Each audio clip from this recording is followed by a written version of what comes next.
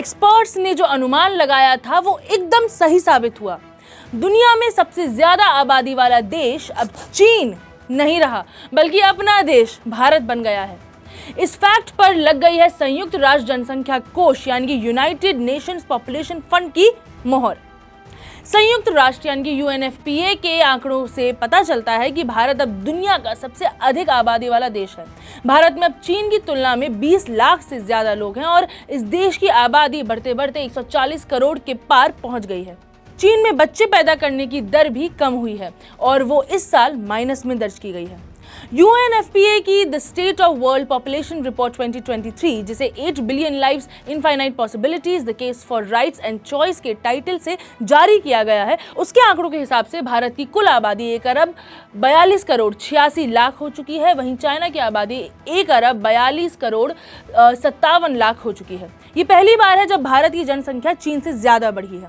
संयुक्त राष्ट्र की जनसंख्या डेटा रिकॉर्ड में ये पहली बार है कि भारत की जनसंख्या 1950 के बाद से चीन से ज्यादा दर्ज की गई है। दरअसल संयुक्त राष्ट्र की स्थापना 1945 में खत्म हुए सेकेंड वर्ल्ड वॉर के बाद हुई थी और 1950 में संयुक्त राष्ट्र ने जनसंख्या डेटा इकट्ठा करना और जारी करना शुरू किया था। तब से लेकर के अब तक भारत सबसे ज्यादा आबादी वाला देश बन चुका है। यहाँ तक कि भारत के पास दुनिया में सबसे ज्यादा युवा भी हैं। जी हाँ, UNFPA की रिपोर्ट में कहा गया है कि भारत की 25% आबादी 0 से 14 साल की है।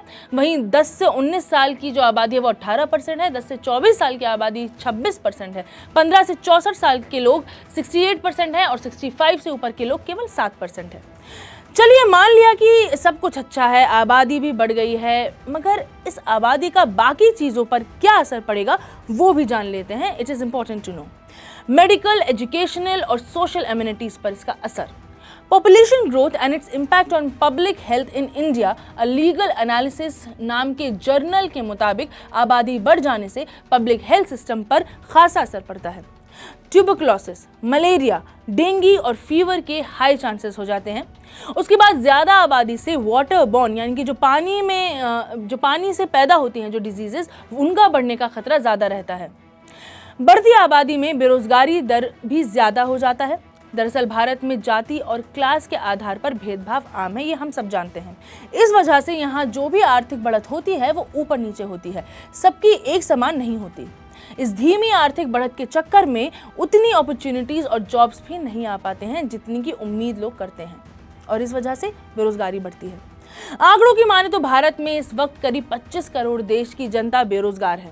10 करोड़ 70 लाख लोगों के पास साफ पानी नहीं है पीने का। ऐसे ही लोगों का लिविंग स्टैंडर्ड बेहतर नहीं हो पाता है। इस तरीके से बढ़ती आबादी का मतलब जहां ज्यादा हाथ काम करने के लिए हो सकता है, वहीं ये बाकी चीजों में भी नुकसानदेह हो सकता है। मैन पावर है मगर बाकी चीजों में भी इसका डिसएडवांटेज है। वैसे तो भारत में फैमिली प्लानिंग पर कई सारी स्कीम्स चल रही हैं, मगर जरूरत है उसे घर घर पहुंचाने की। लोगों को भी सरकार पर भरोसा करना होगा, क्योंकि ज्यादातर गाँव में यही मुद्दा है, यही थिंकिंग है कि ज्यादा लोग होंगे तो ज्यादा काम करने वाले लोग होंगे। अब इस बढ़ती आबादी का भारत कैसे इस्तेमाल करता है वो तो आने वाला वक्त ही बताएगा। फिलहाल मैंने आपको जितना बता दिया है उसे प्रोसेस करें और अनकट को सब्सक्राइब करें।